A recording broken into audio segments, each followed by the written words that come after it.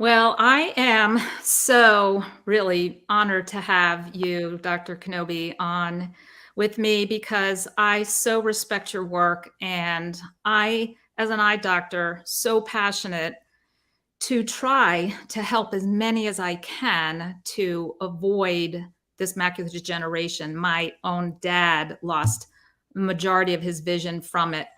And patient after patient, I've been in practice over 32 years, and I cannot believe in that amount of time from when I first started practice, because I happened to be, I guess, right in that, point where it just kept climbing and climbing. I didn't see that many at the very beginning. And then all of a sudden at the past, I don't know, 5 to 10 years, it's like, I like to say to myself, it's like every other patient. It was that crazy how prevalent it was. So Yeah. I would like you, if you could, introduce yourself, and we'll get right into the conversation. Okay, Lisa.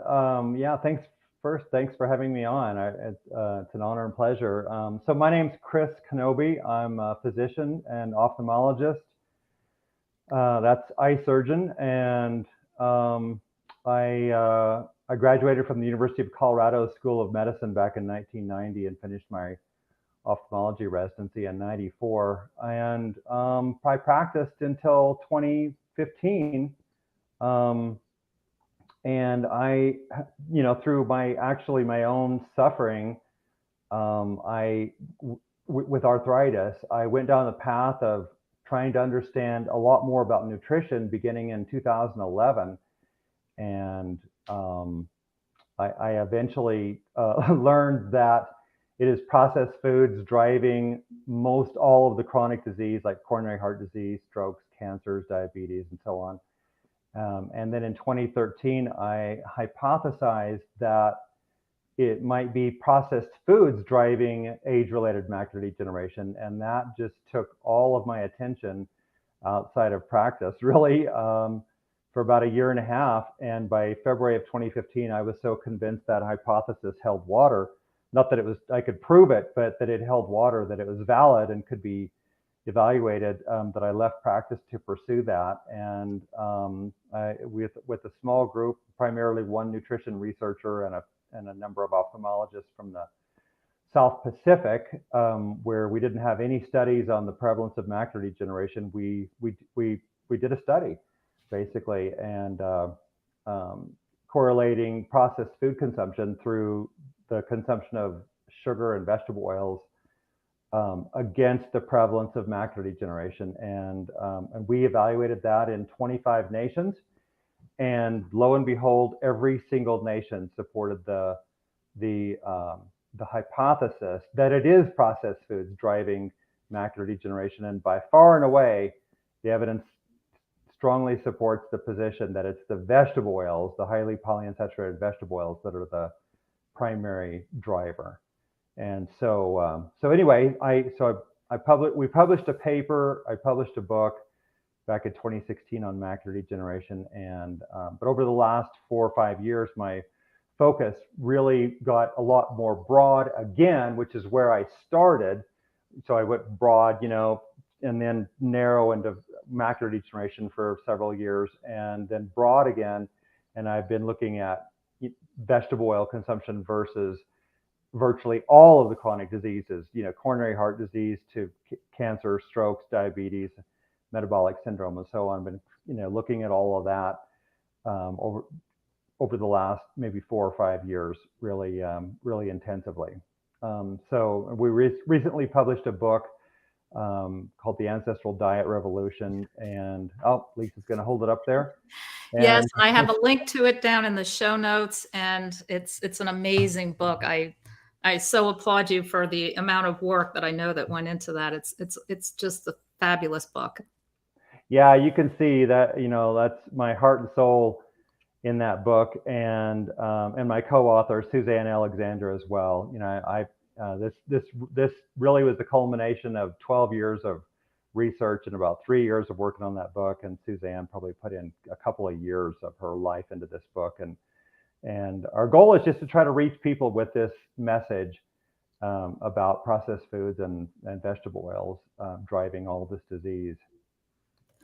Yeah, and what I would like for us to do is, as we have a discussion initially, let's just talk about how it so correlates and how you are so, and I am so absolutely positive that this is what's driving not only macular degeneration, but pretty much all chronic diseases.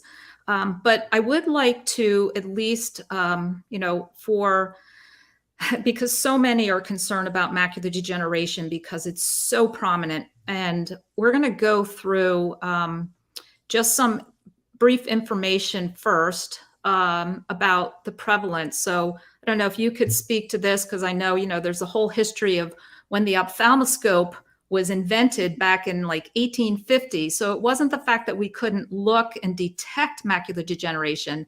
There was lots of atlases and reports from doctors way back then, and it was rare. So yeah, if you could give a little background on that. Right. Yeah. So when I hypothesized that macular degeneration might be driven by processed food, that I knew then, because I knew a lot about the history of diet by that point, and or a fair amount, and but I knew if this were true, that that macular degeneration had to be rare when we didn't have processed foods, essentially. And that would, and you have to go clear back to the 19th century to get to a time when we didn't have any processed foods. And I mean, we've never not had any, really. There, that goes back several hundred years with just sugar alone. But anyway, so when I began to investigate this, Lisa, the history of macular degeneration, yes, the first thing I found, I had to ask myself was, well, when could ophthalmologists even see the retina so that they could make the diagnosis? And that was, as you said, Hermann von Helmholtz designed the ophthalmoscope in 1850. He published a book in 1851. Technology spread all around the world within a decade. I mean, there were atlases being made in the 1850s with drawings, and then eventually photography. But 23 years went by before the first cases of macular degeneration were published, which is 1874. There was 4 cases published by an ophthalmologist in London. There's precious few cases in the 19th century. I'm going to skip over all the nitty-gritty details, but I'll just say that between 1851, when the disease was first discoverable, and 1930, there was only no more than about 50 cases of macular degeneration in all of the world's literature. And by 2020, there's 196 million people with macular degeneration, maybe I'll call it AMD, and expected to be 288 million people with AMD by 2040. So as Lisa has there, I didn't know this, now 20,000 diagnosed every day. And of course, yeah, we now have 1 in 3 people over the age of 75 in most developed nations with AMD, like in the United States. That's true. And 1 in 11 over age 50.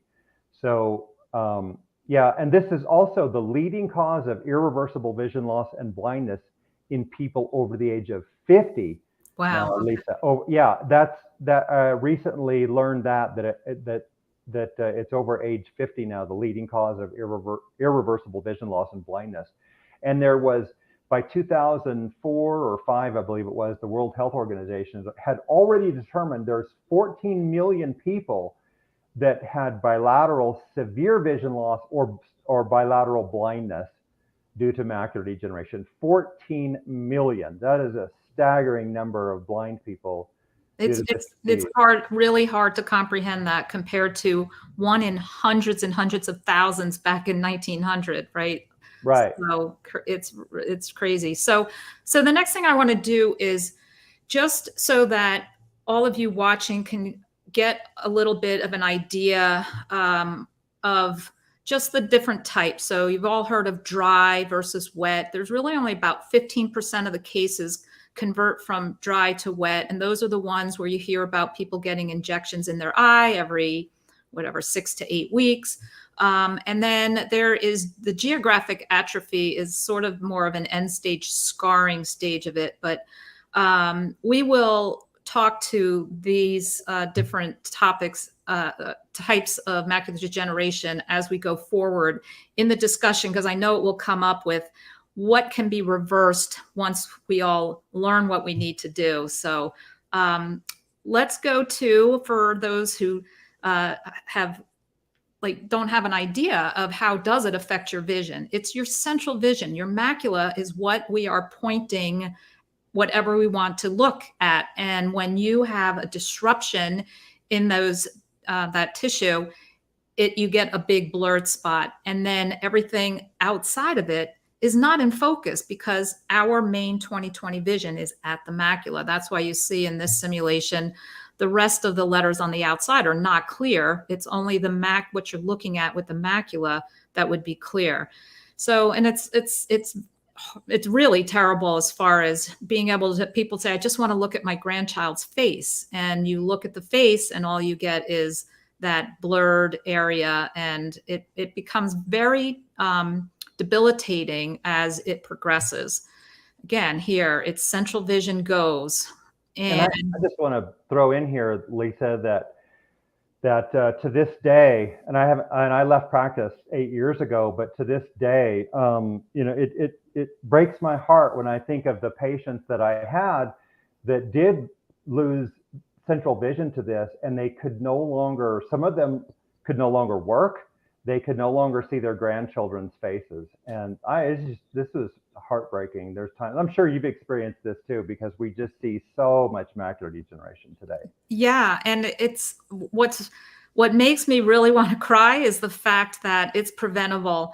And it's also, you can halt the progression of it, but it's not happening. Why?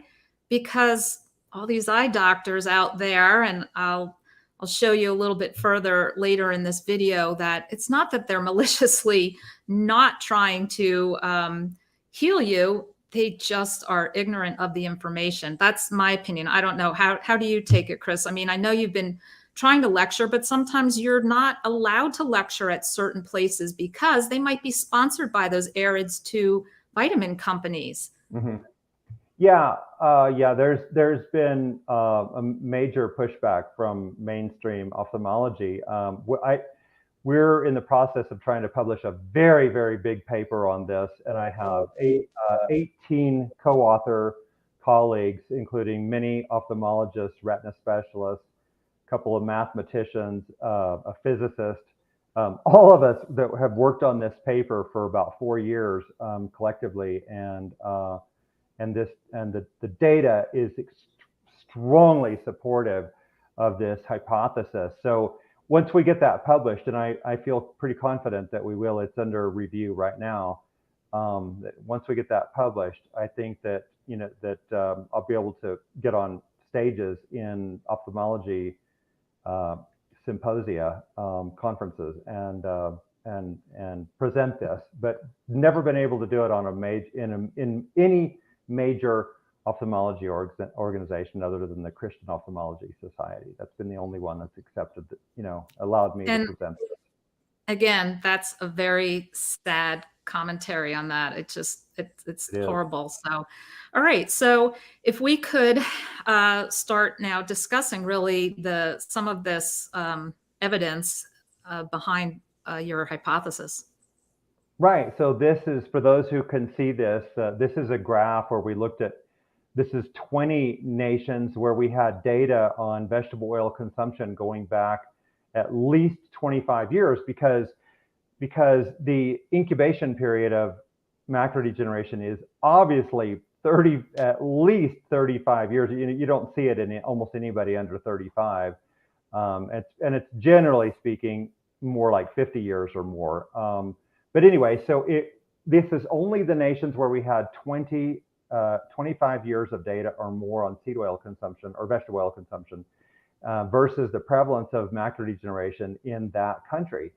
And so on the x-axis, the bottom, you can see the increasing vegetable oil going to the right, and then on the y-axis, the AMD prevalence as you go up, so increases as you go up. And you can see that there's a pretty tight correlation. In fact, for those statistically minded, the Pearson correlation coefficient, which is on this graph, is R 0.78. That is a very high correlation between vegetable oil consumption and AMD prevalence. So this is strongly supportive of the hypothesis. Yeah, so on to this one. This is really puts the nail in the coffin. Right, and I'll just mention for those who don't know, really just very quickly, that virtually all of the chronic diseases like coronary heart disease, cancers, type 2 diabetes, metabolic syndrome, dementia, Alzheimer's, macular degeneration, all of them tend to track with this graph right here. And this is total vegetable oil consumption in the United States.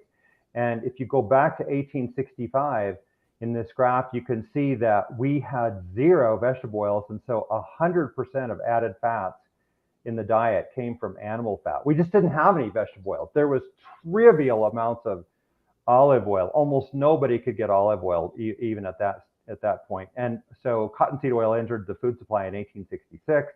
And you can see that by even in 1900, there was only about 1 to 2 grams of vegetable oil per person per day. So 99% of added fats came from animal fat. And then you just see that now we got all the other vegetable oils came into the food supply, and the consumption went from 0 in 1865 to 80 grams per person per day in 2010. 80 grams a day of vegetable oil is 720 calories. That's 32% of US caloric intake. Now that's not corrected for losses, so there'll be some losses, but you'll still have some people consuming more than that, consuming more than a third of their diet from vegetable oils, and some consuming none, but the typical person is going to be consuming around a fourth or more of their diet in the United States from vegetable oils. And if you look over it on the far right of the graph, that's 2005, where you see that 86% of added fats came from vegetable oils. So again, we went from 99% of added fats from animal fat in 1900 to 86% of added fats coming from vegetable oil. So the vegetable oils almost completely supplanted and replaced the, did I say that right? The vegetable oils almost completely supplanted and replaced the animal fats. And with that, we became obese and sick. And we developed just a multitude of all of these chronic diseases. And so this graph shows the vegetable oils in the black curve versus the heart disease deaths in the red. And there's, there's a really good correlation. Now you'll see that heart disease deaths drop off more recently, and people will wonder why that is. Well, it's twofold. Number one is it's treatment of heart disease, bypasses, maybe stents, maybe, but medicines, but more than anything, probably it's like a reduction of smoking. But anyway, then we have saturated fat consumption on this graph, and you can see that through the whole 20th century, it's just virtually flat. Yeah, it goes up 5 grams. So this is our published data. This was in our paper, our hypothesis introducing paper on macular degeneration back in 2017. And I would submit, Lisa, that if people could have seen this graph in 1961, no one would have ever suggested that saturated fat could cause heart disease. It just makes zero sense, because correlation is not causation, but you must have correlation to prove causation. And you don't have that here. There's no correlation. So so then moving on here, this is a graph of obesity in the red curve for those who are seeing this, versus vegetable oils in the blue. And we go clear back to the 19th century. So in 1900, obesity at least in men age 18 to 80 was 1.2%. That's Scott Allen Carson's work. And obesity steadily increased, probably, but anyway, it eventually got to 13.4% by 1961. And then we've just steadily increased all the way to 42.5% by 2018. But notice there's just a striking correlation with the vegetable oils. And I can imagine that there could be a graph of rheumatoid arthritis tracking with the vegetable oils, and cancer tracking, It and does. They all do. strokes, and you name it. Eczema and psoriasis.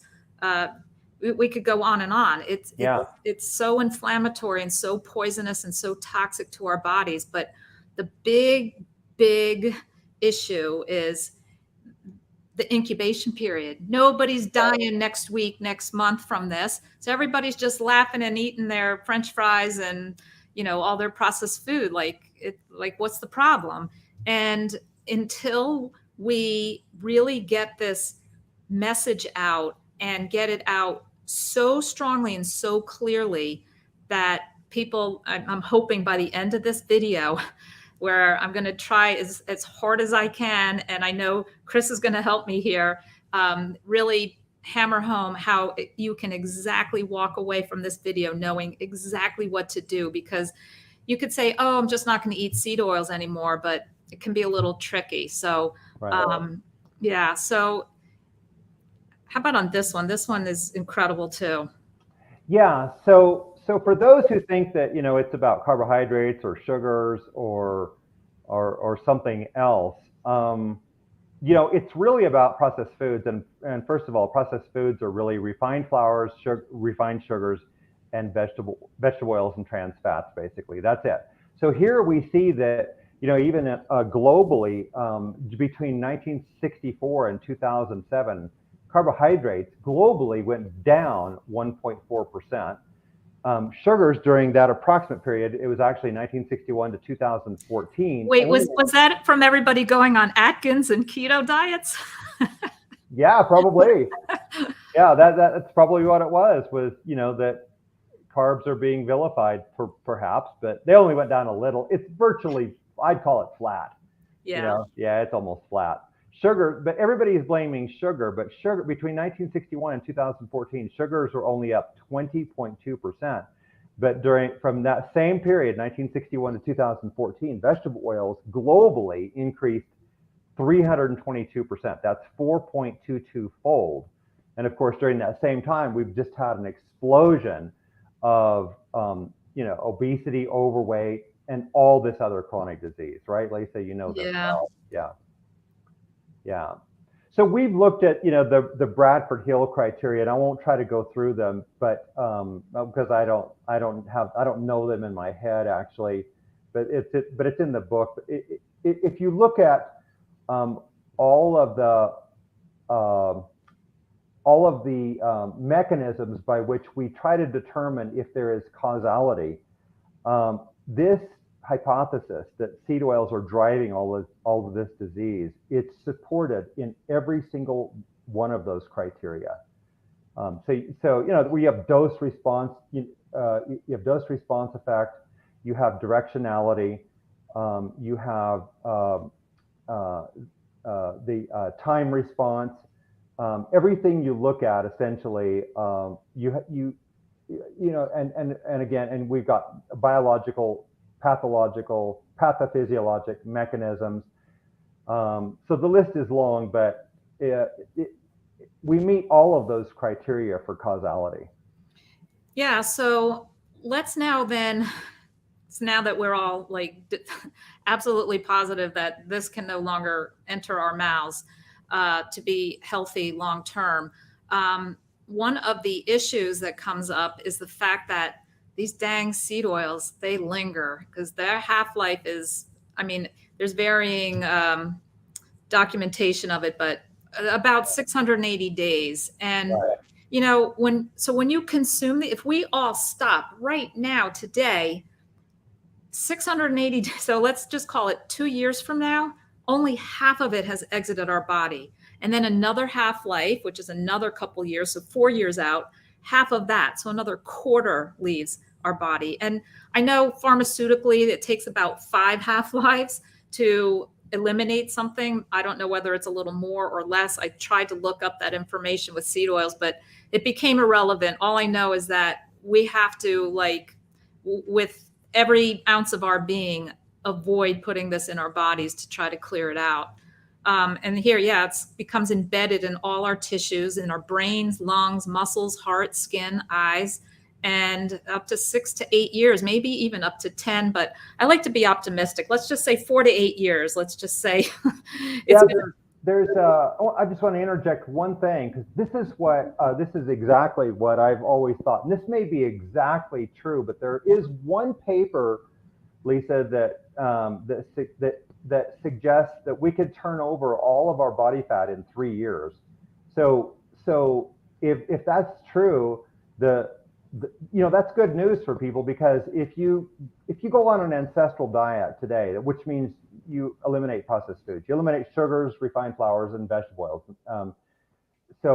And it's a little more complicated than that, but just for the sake of simplicity, that you do those things, and then 3 years later, you may have turned over all of your body fat. But in general, I would agree, because most people are not going to go to a completely ancestral diet, which means that they eliminate all vegetable oils, and they eliminate animals that are high in omega-6, which is basically, mostly chicken and pork or chicken and pigs that were fed. Yeah, we're gonna go into that in a little more detail when I get to the part of Okay. how we're all gonna actually implement this starting tomorrow. Okay. You bet. But I was just gonna ask, these seed oils are not just getting into our fat cells, because we have a lipid layer to all our cells, right? Aren't they Absolutely. getting in all of our tissues? So Every single cell there is that could have any kind of fat, it would be in all of them. yeah. It would be in all of them. So I'm so thankful to you that I was able to pull a lot of your graphics. I'm going to credit in the show notes here, but you have this. It's just so impactful, how with the cigarette smoking and the French fries. So go ahead and explain that.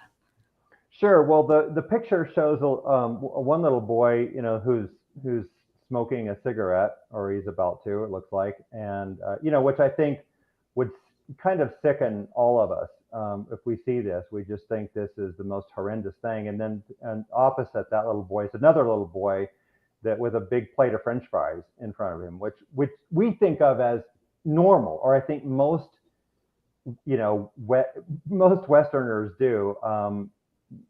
This is acceptable around the world, but the reality is that plate of French fries those oils will be incorporated into that little boy's body fat, and he cannot get rid of those for probably at least 3 years, right? So this will poison him for years. Whereas even a person who's been smoking for 20 years, when they give up smoking, that increased oxidation, which is what causes the damage, is gone after 1 year.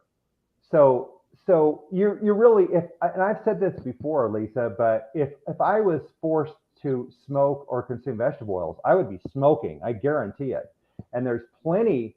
I don't recommend smoking. I would just make that clear. But there is plenty of ancestrally living populations who smoke, but who do not get heart disease, and they don't get cancers, and they don't even get COPD, to my knowledge. And I give it a quick example, like the Catawbans, that were studied by Staffen Lindeberg back in about 1990. And they were on a completely ancestral diet.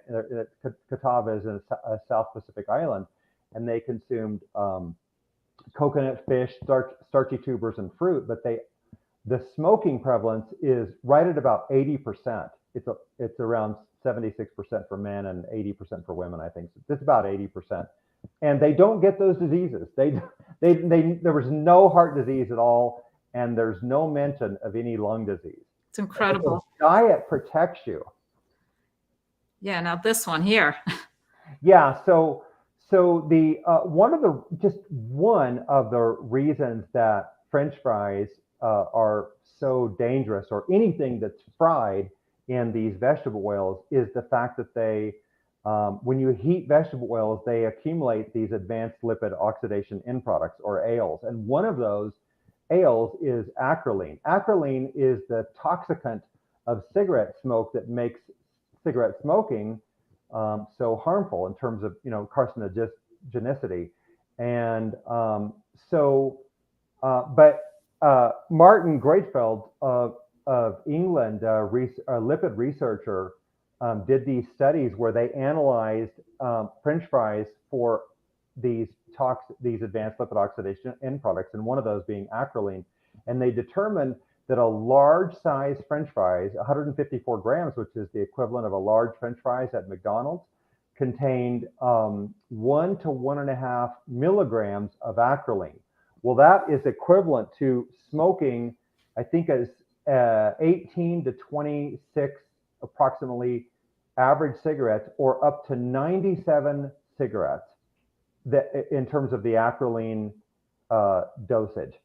So this is why smoking and vegetable oil consumption have commonalities, and this is one of the reasons why. All right, so here we're on to the really important part of this whole discussion, which is avoiding seed oils like the plague. And as much as I have tried to say that to family, friends, coworkers, everywhere I go, my response 98% of the time comes back at, oh gosh, I'm safe. I don't cook with that stuff. I don't buy that stuff. I'm good. Right. I don't use that. Because and then so to that I say, do you ever eat anything out of a box, a bag, a bottle, or a jar?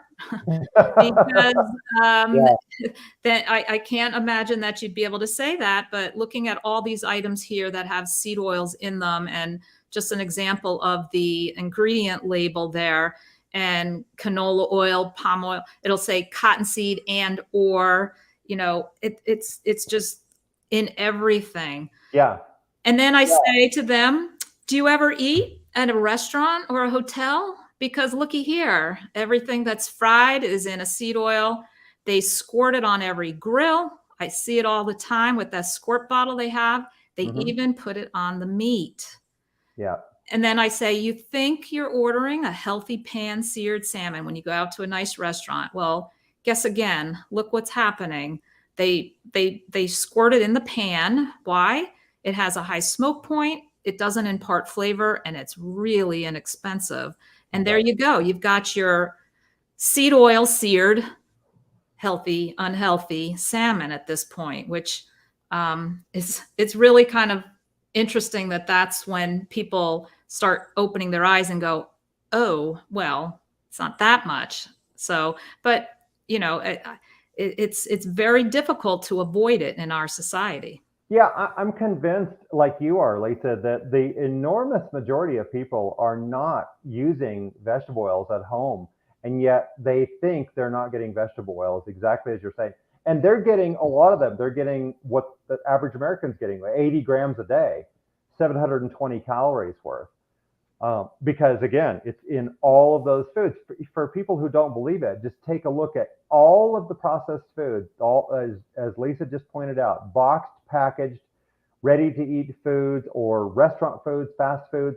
Every single one of them, they're all loaded with, if there's any fat in it that's added fat, it's going to be a vegetable oil. You'll almost never find butter, lard, or beef tallow in any of those foods. And think about it, that's the only thing that would have existed back in up through 1865 globally, essentially, for 99% of the world. Yeah, absolutely. And the other thing too, they could have nice whipped butter on the table. You got to ask them. They sometimes whip vegetable oil in just for the consistency, to keep them soft. And so I've learned everywhere, is this real pure butter, before I stick my fork in it. And because in reality, we do dine at restaurants, some of us have social lives because of situations, but you could and have a card that says allergy warning. I cannot have any oils touching my food. Use as much pure butter or bacon lard as needed. I say that to the waiter. I say, I'm allergic to oils. Can you make sure, because I'm usually ordering steak. I say, can you make sure that there's no oil on my steak? And they go, some of them say, "Oh, I'm glad you told me because yeah, they put oil on the steak." I'm like, "Whoa, that's just crazy." And I've talked to a couple chefs at a couple of the restaurants that we frequent and had a discussion. There's actually a propellant spray of vegetable oil. It's called like grill char or something. It's got some sort of name where they put it on the lamb chops, the pork chops, the veal chops, the steak to, get that little crust of a sear mark on it, I guess. I'm not really sure, but it was interesting. I was at KetoCon this past April, and I'm going to show here. Ben Azadi has these cards that you can go on to seedoilcard.com, and they're pre-made cards that you can hand to the wait staff. And it basically says, I have food allergies to vegetable oils. For me to avoid this, I must avoid everything marked off below. And then the following alternatives are safe. And please make sure the approved alternatives are not cut with the allergic option. So, I mean, it is pretty thorough. And that's, an option of what people can do. Because I know I'm trying to make this, Chris, it would be nice just to say, you know what, just don't eat at restaurants because it's just probably not a good, way to avoid seed oils. But, reality is I want everybody to be able to go forward in their life like I do. I still go to restaurants. So, yeah. And here's another thing when somebody also says, yeah, I don't eat those seed oils. Think twice before eating these scrambled eggs from a buffet line, cruise ship, hotel breakfast, the buffet line, right? I have asked them and they've went and got the box to show me because I go, what actually is your scrambled eggs? Guess what? We've got soybean oil as the third ingredient on that. Butter flavor, right? And it's got xanthan gum, it's basically garbage. But walking up to the buffet, you and I would probably just initially say, okay, good. We got scrambled eggs and bacon. I'm good. And again, it's like you have to have your radar up for these very hidden seed oils. Right. Yeah. We live in a complicated food environment. So it's not easy to consume an ancestral diet in our current situation. So people just have to be vigilant. The easiest way, of course, is to prepare most all of your own food. And yes, we still eat out too. And I just am really cautious. And I do the same thing as you. I'll tell them that I have an allergy to vegetable oils. I didn't even come up with that. There was other people that told me they did that, and I just followed their lead, and it obviously it works. But one caution that I think is problematic is that if they're really concerned that because they use vegetable oils on the grill, they may try to cook a steak on top of foil. And I don't know if that's such a good idea either. I'm not sure if that would impart. Yeah, somebody has come back to one of the wait staff came back and said, yeah, it's been on the grill with a prior meal though. And I go, that's okay. Just don't squirt any extra because I'm thinking just wipe it down. I'm not deathly allergic. Yeah, I think that's what I don't even mention it when it comes to a steak because I mean, as long as they're not putting it right on it. But in terms of that oil being on the grill, I don't think we need to be that emphatic about. Yeah, exactly. Yeah. Yeah. So then here, this is to that same person who says they don't use, you think you're using that special olive oil mayonnaise and it's healthy. Let's just think again, because look how beautiful and fancy these olive oil labels are. And what's in them? Soy and canola oil, right? Yeah. And like all over. And then I laughed and I took this graphic on the bottom right. They were so bold to actually be proud that there was canola in their mayonnaise that they called it canola. And because it's heart healthy. And I guess they think that so many of us are so uninformed that we actually think that that's healthy. So just thought that was kind of funny to throw that on there too. Yeah, those are super good points, Lisa. And I've seen that too, that the olive oil mayonnaise, and it's just a small component of the oils in there probably. Yeah. And and you can kind of tell that people are, I know people are like, oh, I use olive oil mayonnaise. And I'm like, yeah, not so good. So the other thing that I'm going to just show here is because, again, there's so many people that it just has become normal in our lives to go quick meals to eat at these places. And I just confirmed at Chick-fil-A, they use peanut oil and soybean oil. And then you look over there at their sauce ingredients. The number one ingredient, soybean oil. Number two, sugar. And then the third ingredient is barbecue sauce, which Yeah. is more sugar, but soybean oil, the first ingredient, and Chipotle, rice bran, sunflower, and canola. And so, these are just big, big no's. But I will say, Buffalo Wild Wings, I've said this many times before, and I've confirmed it. They cook their wings in beef tallow, but you do need to check with each location. As far as I can tell, it's still about 80-90% of the locations. If you're going to get them, just confirm. Say, can you talk to one of the managers, please? I'm allergic to oil, and I've heard you use beef tallow for your wings, and then you can get the confirmation.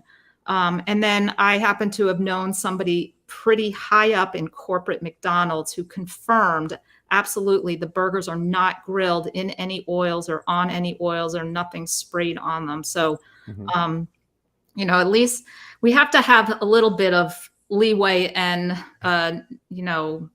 options for what we're going through with life. Right. Now, Chris, I don't know if you've seen this before, but there's a free app called Seed Oil Scout. Do you know of that? No, I don't. Oh my gosh. So you download it and it pulls up a map based on your location of very much vetted out dining locations and whether the ingredients include any seed oils. So these are just different things it does here. It has a breakdown of large franchises. It will actually go into individual restaurants and tell you, see here, it says seed oil safe fries. And it tells you about specific restaurants. And then that third screen there on the right is they will go into seed oil free products approved by the community of scouts. I just thought this was really a brilliant, brilliant idea. And the information I'm hoping is going to spread more and more, and that this app will be more and more populated with different options, because clearly there's not that many options. So it becomes hard for them to scout out healthy places. Yeah, that is brilliant, Lisa. I'm so glad you found that. Yeah. That's a great app. That's amazing. Yeah, and I put the link to, they also have a blog, and I put a link to that in the notes. So, all right, so here we are. We're going to get into the crux of it because I want everybody watching to absolutely understand exactly what we're avoiding. So you have this great graphic here, and again, I thanks you so much for your graphics for me to use, because it just makes it so clear to see the percentage of the linoleic acid that's in each of these oils. And, the yellow zone, the avocado, the olive, and the palm oil, we'll get into that. And then, yeah, down here in the green, beef tallow, yay, butter, Right. palm kernel oil, coconut oil, and lard, ancestrally raised. And we're going to get into that too. But basically, yeah, just paying attention to this is really eye-opening as far as avoiding the high concentration of the linoleic acid. Right. Right. I just want to point out to everybody that the key here is that you keep your omega-6 linoleic acid consumption low, and that's what these percentages are. And if you notice that all of the oils in the red, which is basically what we'd call the seed oils, they all range from about 20 or 21% with canola oil, up to 75 or even 78% with safflower oil. And you can see that soybean oil is around 54 or 55%, or it's listed as 53 there, I guess, but it's around 53 to 56%, I think, is the range. But anyway, contrast that to the omega-6 consumption in beef tallow butter, palm kernel oil, coconut oil, and even lard. They're all around 2. even 1.5 to maybe 3% is where they are. And that's where we need to be. And this is where the whole world was essentially before we got all these oils. And this again is the problem here, is that we accumulate these oils in our body fat, as we've talked about. Yeah. So then the next commentary I always get shot at me like, okay, what about olive oil, coconut, avocado oil? And to that, I'll let you chime in, but I'll first say, I really have no use of putting any oil in my body. I don't trust any of it because so much of it's adulterated. I know up to about 80% of olive oils were found to be adulterated with the garbage. Right. There was even an avocado oil where there was 100%, there was 0 avocado oil in it. And so, yeah, I just say, you know what? I've got butter. What do I need oil for? I feel exactly the same. I tell people all the time, why not just cook everything in butter? You'll get vitamins A, D, and K2 in the butter. Trivial amounts of K2, but it's there. But you'll get some of those vitamins, and whereas you won't get any vitamins in any fat soluble A, D, or K2 in any of the vegetable oils. I don't care what they are. So I'd say try to cook everything in butter. If I had to use a lot of oil and I needed to cook something big, then I think coconut oil or palm kernel oil would be the way to go. But in terms of expense, I think it would be coconut oil. And the good thing about coconut oil is, to my knowledge, it's not being adulterated. And the reason it's not is because it's not a really expensive oil. And so it's the expensive ones, olive oil and avocado oil, that are being adulterated. Yeah. So then after that discussion, I'll have somebody to say, but Chris, I'm Italian. Yeah, right. So here is your information right from your book. I'll say, you know what? Even if you seek out research and find the certified non-adulterated ones, they become oxidized. You got to toss them after 6 weeks. Who tosses their olive oil after 6 weeks? They start to get oxidized. And next thing you know, you're not realizing it, but you're, again, not doing your health any service. Right. And I do think that olive oil is probably your next best option after, if you didn't have butter or coconut oil or palm kernel oil. Olive oil probably is your next best option. But I would not recommend cooking with it, because if you expose it to high heat, you're going to increase the oxidation. And you do need to, if you're going to use olive oil, you should absolutely confirm that it's authentic, that it's fresh, and that it's in a dark bottle and it's kept in the dark, really, to avoid oxidation. So, but I think, Lisa, that olive oil has an excellent, reputation in general if it meets those criteria that I just talked about. But realistically, who is jumping through all those hoops to make sure the criteria is reached?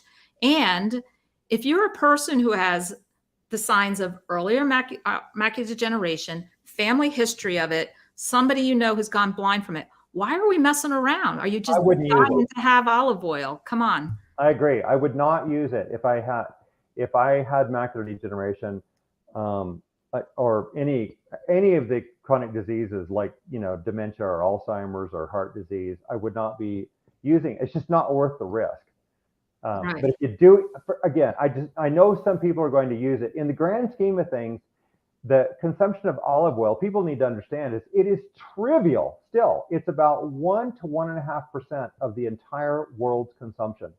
And people make a big deal out of their olive oil, but they're in general probably consuming 70-fold more of the other and everything else, other seed oils than they are olive oil. Yeah. But, and so partly now too, yeah, we are going to get a little bit picky about it, but I am, because I'm going to say, you know what? This is serious. If you're serious about your vision and macular degeneration or cancer or dementia or arthritis or anything, it's like, this is nothing to play around with just because you need some olive oil on your salad. So, Right. all right, so let's go into the nuts and seeds, because that's the next kind of biggie. So many people, especially in the keto world, are just, going at the nuts, and they can be a big problem. I think they can. The problem with nuts and seeds is that they tend to be, almost all of them are high in omega-6 linoleic acid. And I don't think this would be such a problem if we didn't have any vegetable oils at all. But I still would not recommend that people use nuts and seeds as their, like their primary protein source, for example, because I've already seen people get into a lot of health trouble doing that. The single nut oil that is really low in omega-6 linoleic acid is macadamia nut oil. So macadamia nuts would be really low in omega-6, around 2 or 2.5% omega-6 linoleic acid. So all of the others, most all the others are going to be relatively very, very high. Yeah. So the one thing that I wanted to now go into is the fact that we're going to go back to this chart here, where you see 2 above the avocado is the lard, the CAFO, corn and soy fed pig lard is pretty high up there. So I think what I wanted to bring up with that is that if you are really concentrated on getting your linoleic acid level down, you're going to think twice about the pigs, because here are some statistics, right? Exactly. That is exactly right. So people need to realize that if you consume consume animals that are monogastric animals, like we are, like humans are, any mammal that's that's monogastric does not have a way to convert the omega-6 linoleic acid into saturated fat or monounsaturated fat, which beef ungulates can do that because of their multi-chamber stomach. So one of their stomachs is a biohydrogenation chamber, and they can hydrogenate linoleic acid in, as I mentioned, into monounsaturated and saturated fats. But again, chickens and pigs can't do that. And so they'll end up, when they're fed GMO or whatever, corn and soy, if they're just fed corn and soy, they're going to end up with very high omega-6 linoleic acid, like around 20%, a lot like humans in their body fat. So if you're consuming those, that will raise your omega-6, and that's problematic. So you need to, if you're going to be consuming pork and chicken, I would recommend trying to go with the absolute leanest cuts if they're CAFO raised, meaning concentrated animal feeding operations, where they feed them corn and soy. But the best thing, of course, is if you're going to consume those, is try to get chicken and pork that are fed ancestrally, which means that they're not fed corn and soy. Right. So on that, I have put here some of the ancestral fed breeds of pigs that are available in the US. I myself get it at Wild Fork. I happen to have a store here, but you can go wildfork.com. They have Iberico pork, the black Iberian pig. I don't know whether it's somebody says from Portugal, but also maybe Spain also. But these are pigs that will have just that 2% linoleic acid level because of them being raised, and they spend their days roaming freely. And I looked this up, eating acorns, grass, herbs, beans, fruit, and anything that they can find in the ground. And that's their natural diet. And that's why they will naturally only have that 2% linoleic acid level in their fat. So Now I'm going to go here because this is really interesting. And this is like, wow, the eggs, all the way on the right, the CAFO eggs, which is our typical grocery store eggs up there on the top, the linoleic acid, I guess that's the milligrams in each egg. Mm-hmm. Yeah. Yep, that's So right. the ancestral egg all the way on the left there, 176, and then the standard grocery store egg, 734, and then you have listed here the pasture raised and the cage free in between there. But gosh, it makes me want to seek out where I can get just, just regular farm chickens, free ranging chickens out at a local farm nearby, because that's the way to go. And then likewise, I put the salmon up here because I think a lot of people enjoy salmon and for its health aspects and its fat profile, but make sure it's wild caught because, right, you can see the difference there. Right, exactly. Yeah. And we got this data. We collaborated with on the chickens there, the chicken eggs. We collaborated with Angel Acres Farm in Marcellus, Michigan. They're raising their chickens ancestrally. They're not fed corn and soy. They're fed a brilliant diet. They're even fed liver, and so that's why, and that's where that data came from. It shows that the omega-6 linoleic acid is about 1/4 as much in those ancestral eggs from Angel Acres as it is in the CAFO raised eggs that you'd get in a grocery store. Yeah. And then I was really happy for this next bit of information about the beef, that there's really not that much difference because of their multiple rumens. Is that correct? Exactly. Yes. So even the grain-fed beef. So when cattle, as I mentioned, or any kind of ruminant, the ungulate type animals that have multi-compartment stomachs, they'll hydrogenate that linoleic acid. So no matter what you feed cattle, they will still have a low linoleic acid in their body fat. It'll be a little bit higher in those that are fed corn and soy, but only they'll get up to around 3 or 3.5%, I think, in most cases. But the 100% grass fed will be probably around 2%, maybe 2.5%. Yeah. So I have a comfort level there that, we're okay, especially because there's a lot of people who are just kind of coming around to this animal-based ancestral eating. And it's just really easy just to, if you don't have access right now for either financial means or Right. location, just get your meat at Costco. That's what I've been eating for the past many, Yeah. many years. And at least we're not fearing the linoleic acid level in that. Yeah, if you have to go with the cheapest meat there is, I would just go for beef, and you could get that anywhere. It is going to be CAFO raised, but which means it's going to have a little bit of, it's going to have some glyphosate in there from because those cattle are they'll be fed GMO corn and soy, so they're going to have some glyphosate from the Roundup that those animals Right. would be eating. But anyway, yeah, that still would be far, far, far tremendously safer, in my opinion, than eating vegetable oils. Yeah.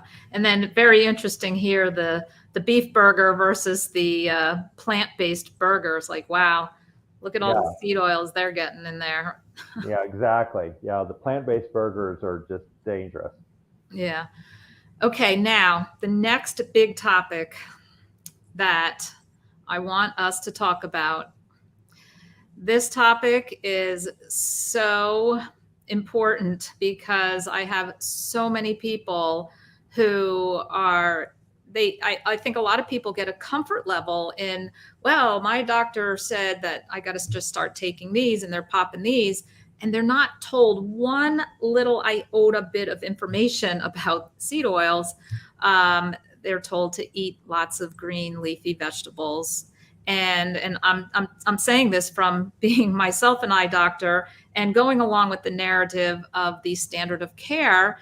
And I shared with Chris before we jumped on here that I ended up, I couldn't bite my tongue, even though standard of care, I need to recommend these. But I would hand them the sample, and I would hand them the piece of paper that had Dr. Knobbe's cureamd.org website with all this great information about the AREDS vitamins. So let's get in and start on that. I'd love your commentary on this kind of thing. Well, good. I'm glad you've got this information here, Lisa. It's been years since I've actually looked at this, so I've forgotten a lot of these numbers. Because you've already written it off, like we already know that that's BS. Yeah, like I said, despite the fact that I'm an ophthalmologist, I haven't really been focusing on macular degeneration, for years as much. But anyway, yeah. Would you rather review it yourself? Yeah. Or I can, but if you want to, go ahead. Yeah, I'd like you just to interject here. I'll go to the next one because I got some of these actually off of your website because to me, it's so impactful when you really read this stuff. Synthetic multivitamins result in a higher death rate from all causes, and it's a proven fact. And the AREDS formula vitamins are synthetic multivitamins and mineral supplements. So, yeah, and then the fact that that AREDS study, it was only 1 out of 13 studies done that they could actually find a little bit of an improvement, and all the others are just thrown out, and then they just harp on this AREDS study. Am I correct in that? Yeah, it's statistically, I think it was. I think you had it on the previous slide, but I think it was 1 in 1 in 13 people, or 8% of the total. These are people that were put on the AREDS formula for 5 years, if I remember right, Lisa. But 1 in 13 had a benefit, right? So that's 8% had a benefit after 5 years. But interestingly, I remember that 13% of them had a more than doubling of the progression of their AMD if they took the AREDS formula for 5 years, a more than doubling of progression. And overall, it's around 20 or 30% are better off with any of the other formulations besides the AREDS formula. So this is really, it gets a little bit tricky, but the bottom line is that these are not beneficial to hardly anyone because they're missing the point. The thing is that when you're consuming a westernized diet, you end up with nutrient deficiencies and then all the toxicity that's driven by the vegetable oils and the trans fats, right? And so that's what's driving the disease. And so then they just throw this at it, which basically has a little bit of antioxidant capability. And I just say, this is like trying to put out a forest fire with a squirt gun. You're just not making any headway at all with the AREDS formula. So to me, it's almost worse than worthless, because I think it gives people a false sense of security, and doesn't do them any good. Exactly. That's why I couldn't lay my head down on the pillow at night without giving the information to every single person. I didn't want them to think, oh, here's my special vitamins for my special eye problem. I'm like, nah, it's not working that way. So, and then here, I love this part. You won't need to buy any synthetically produced supplements, which come in the form of tablets and pills. And so saving money. And no one had synthetic vitamins in the year 1900, and there was only a few cases of macular degeneration worldwide. So it really doesn't make sense that you'd need to take these vitamins to prevent it today. I mean, that just really is kind of the take home on it. And it's interesting because there's all sorts of, there's a whole wall of them at the pharmacies now. And there's this one that's called I Promise. So I put in here, you nothing. And then Nature Made in a factory. There you go. And yeah, these vitamins have been recommended by eye doctors since 2001 based on a single study. And the small print on each of these is, well, look here. It basically, in the teeny, teeny, tiny print, it says these statements have not been evaluated by the FDA, The product is not intended to diagnose, treat, or cure, or prevent any disease. So, I mean, they pretty much lay it out right there. And I'm going to, I have people say, well, then why is my eye doctor giving me this? Why are they telling me this? And I'm going to show you, I'm going to just play this video that I pulled off just of a website online.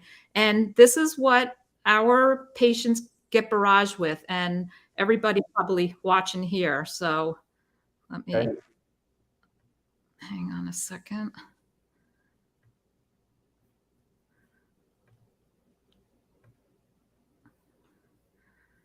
I don't know why this is not playing now.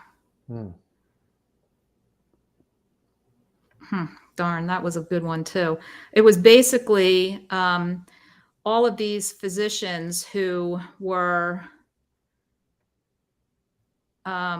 saying about, yeah, you just go ahead and take these. I can't guarantee that they're going to stop the progression of it, but you know, these are important because, and one doctor actually said that, yeah, this will help prevent the progression to wet AMD. And I thought, oh my gosh, what study is he reading? I need to see that one because that seems pretty crazy.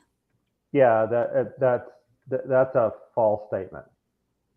Yeah, that's exactly what my thinking was on that too. So yeah. Hang on, let me see if I can. No. All right, let's go back here. And so this one is another a situation where you get these random things in the mail. This was in a newspaper, and it was by retinologists, so vitreoretinal specialists, and it was an article about age related macular degeneration. And at the bottom there, here it says, it's ridiculous. You're at risk if you smoke cigarettes. Okay, well, yep, we've already confirmed that. That's toxic in itself, right? You're over age 60. Well, that's because you've been eating seed oils for 6 decades. You're obese. Well, you're obese because you've been eating seed oils. And now this is the kicker. You're at risk for macular degeneration if you consume a diet high in saturated fat found in foods like cheese, butter, and meat, and cholesterol. Just not correct information. Yeah. And then here it says, have a family history of AMD. And I know I've heard you say before, and I say it too, is, genetics could be the loaded gun, but it's really what we eat is what's pulling the trigger. And I feel like every single one of you out there who says, oh my gosh, my mom went blind from it. My own dad went blind from it, right? That's not going to scare me because I know definitively how to prevent it. And that's what's going to be happening here for the rest of my life. And I hope for all others. So it's just really difficult. And now here's something else that came in. This is a journal, a professional journal, Wellness Essentials. So this is actually as part of the review that comes out monthly in clinical practice. This one happened to be about healthy eating. Okay. What happens under the hood? 5 pages of vitamin B3, B9, B2, B1. It goes through all of the vitamins and minerals that you need. Not one single mention of seed oils. Right. Zero. Right. Yeah. They're not going to. They're not going to. Right. And recognize this. And this statement on this article you have pulled up here that saturated fat is a problem. I can't wait until the day comes that we do the population studies on ancestrally living populations around the world, like the Maasai, for example, that consume 66% animal fat diet. I'll bet you anything we won't find a single case of macular degeneration in their elderly, because those populations are known to have exquisite vision until old age. Even Weston Price showed that back in the 1930s. And the same with the Inuit. what people would have once called Eskimos, who are the most carnivorous population on the planet historically. All they consumed was meat, basically 11 months of the year, with small amounts of vegetable matter, fruit or vegetable matter during part of their summer, which is very short. So they might have berries. And to my knowledge, they've never been examined. That's what we want to do. But to my knowledge, there's no evidence I've ever seen that suggests that they were losing vision to any condition. Yeah, and it can't be genetic, because how could it be like rare in 1910 and so, explosive now? Like genetics, genes don't change. They don't evolve that quickly. So that's not possible. Our gene pool has changed tremendously little in 40,000 years. So why would anybody think it's changed in 100 years? It's an extraordinarily small number of genetic changes in even 10,000 years. And then to call it, I mean, it's a misnomer to call it age-related macular degeneration. The only thing that's related to that is how many years you've been eating the crap oils.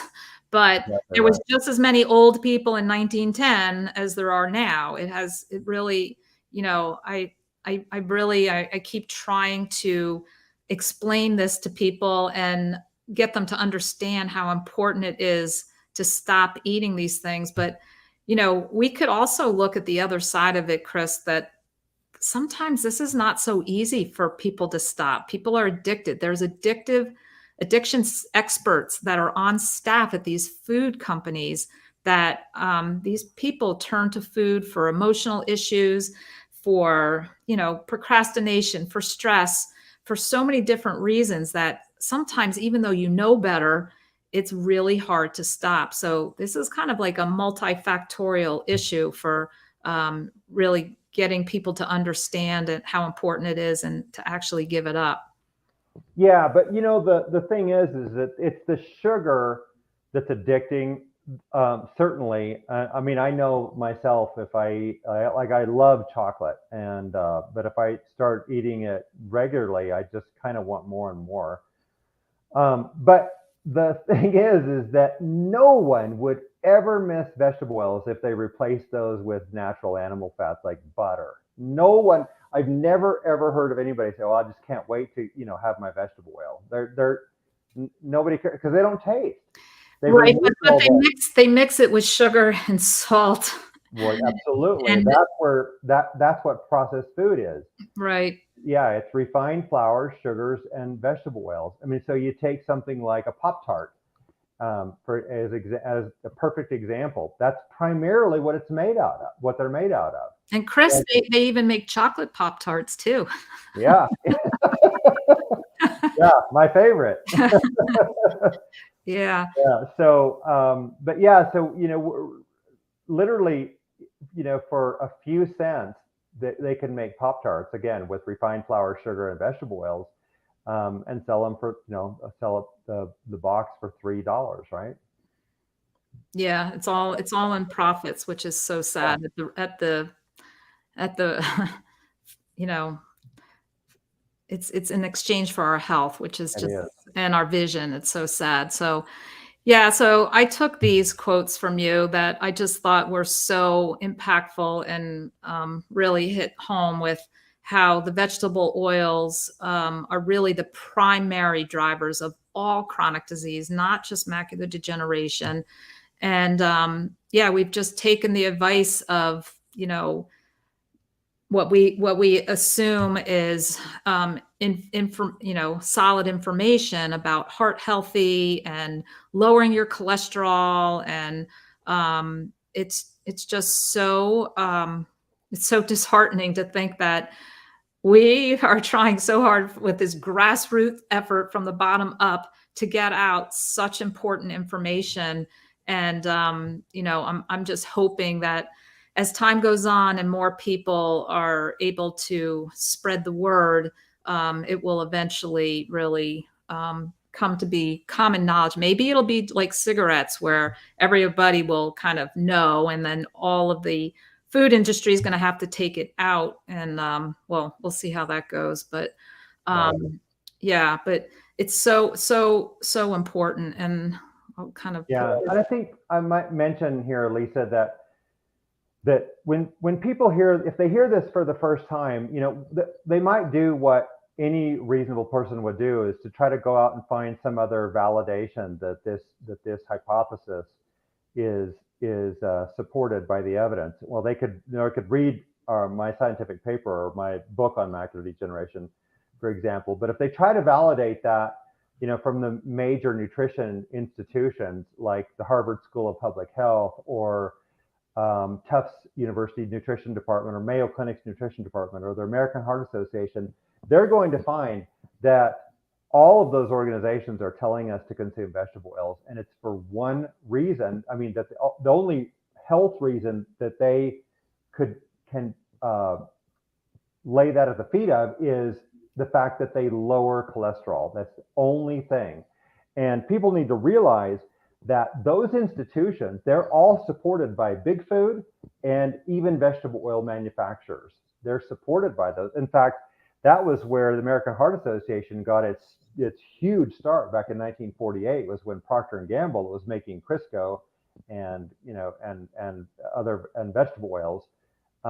They infused $1.6 million, I think it was, into American Heart Association via a fundraiser that was televised.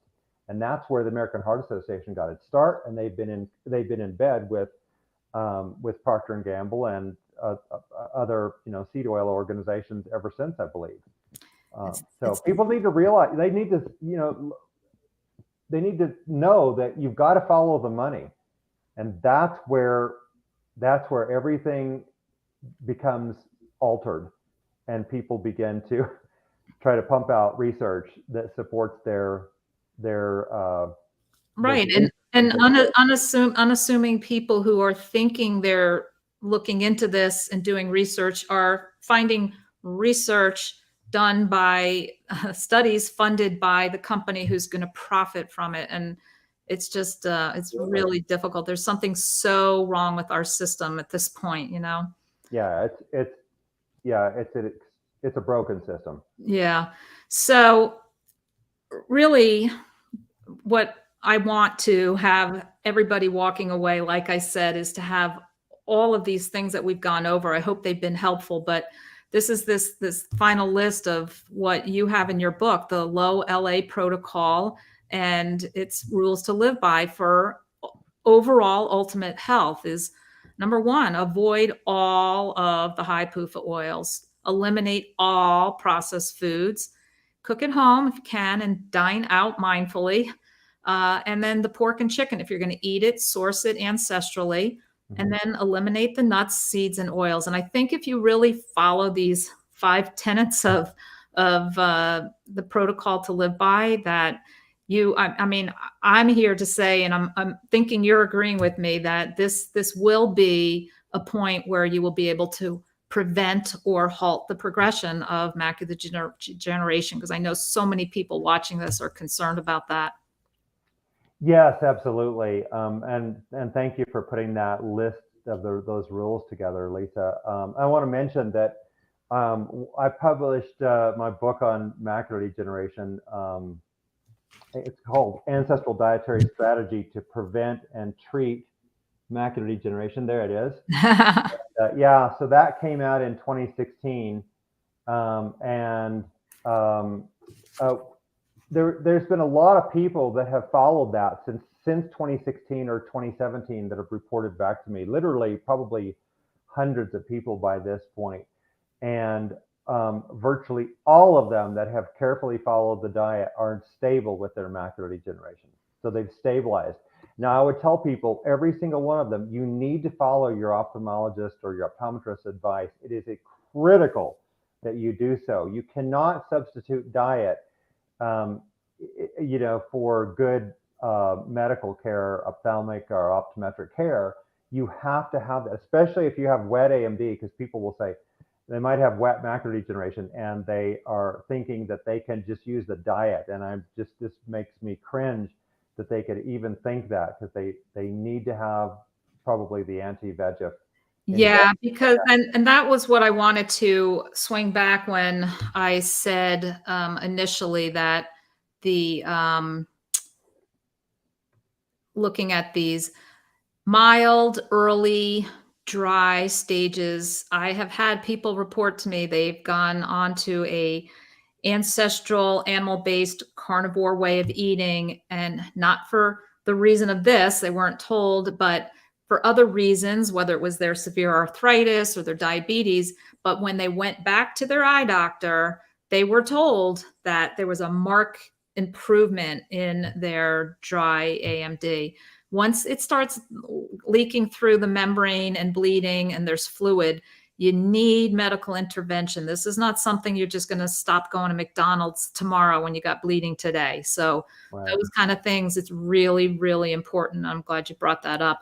And then the geographic atrophy, that scarred state, probably the rods and the cones are at that point already so, deteriorated, degenerated. I don't think that that's going to reverse, because I'm sure there'll be people saying, oh, my mom's blind from it. Do you think this will help her? Well, it'll probably help every other chronic disease that she's destined to develop, because she's not, doing this way of eating. You and I are here to say everybody should be eating this way to live a healthy, productive, life, and have a good quality of life into our older years. So. Right. And with this geographic atrophy type of dry macular degeneration, which could cause severe central vision loss even without ever being in the wet stage, that indicates that you've lost the retinal pigment epithelium. And the retinal pigment epithelium supports the photoreceptors, the rods and cones. And unfortunately, those are not regenerative, either the RPE or the rods and cones. So we only get one set of those. So I tell people this is a lot like preventing a heart attack or a stroke. When we have those conditions, we have damage that's irreversible. And that's the way it is with macular degeneration. So you need to prevent. It's ounce of prevention is worth a pound of cure, right? And basically, there's so many things that we cannot cure once it's very advanced like this. Yeah. And then this is an optimistic end here, that you going on this protocol, it could rapidly begin to show positive changes in how you feel, how your body responds, and reduce the risk of some of these impending problems, and hope that you catch it, nip it in the bud. But it really involves some diligence, and it's not so easy. We've got friends and family and traditions and holidays, and everything revolves around food. What are you bringing? Let's go. And it's like, you gotta really take this seriously, and understand that we need to just nourish ourselves and not eat for entertainment. Right. So here we are with your amazing book that I highly recommend, that I've just finished reading, and I'll have a link to that. I'll have a link to the specific macular degeneration one also in there. And here, this is the seed oil free is the key to being disease free. And I think that's like the final upshot of this, and the take home. And here's that website so that people can go and get more information. But thank you so much. I appreciate your time. And like I said, I am so passionate to try to get the information out. I have a connection with somebody who's on the board, the editorial board of Review of Optometry, who's kind of hooked onto the fact that I have a YouTube channel and I'm talking about this. So I think he's going to have, I don't know if it will get accepted or come into fruition to be in a big publication like that. But, one step at a time. I just think that the message has got to get out, especially if you're publishing this other big paper. I'm just so excited to have that, at least also as ammunition. Yeah. Yeah. we're going to get there. I'm convinced, and I'll be working at this pretty close to till the day I die. It's just, I think about all the people that are suffering and losing vision and going blind, and it's a travesty because it's all preventable. And so we just have to keep working and get this message out, but it's working. Yeah. Thank you so much. I really appreciate it. And hopefully we can have a part 2 on this as time goes on. That'd be great, Lisa. And thank you so much. I really appreciate you having me on. And I appreciate all the work you did to put together these graphics to make this a great presentation. Yeah, I want, like I said, my goal was so that everybody watching this can walk away and really have a good idea of exactly how you're going to implement this in your everyday life and how you're going to be cautious about things. And it just, to me, rather than just say, you got to cut out seed oils, to, really give specifics and really make it a real life protocol, really. So, Right. All right. Thanks so much. And for anybody watching, please consider hitting the like and forward this to your friends, your family, your loved ones, anybody and everybody to get the message out. Be greatly appreciated because, like we said, this is a grassroots effort. We just have to, from the bottom up, just try to educate people and not have to suffer from all the chronic diseases. I agree. All right, great. Thanks, guys. Thanks for joining.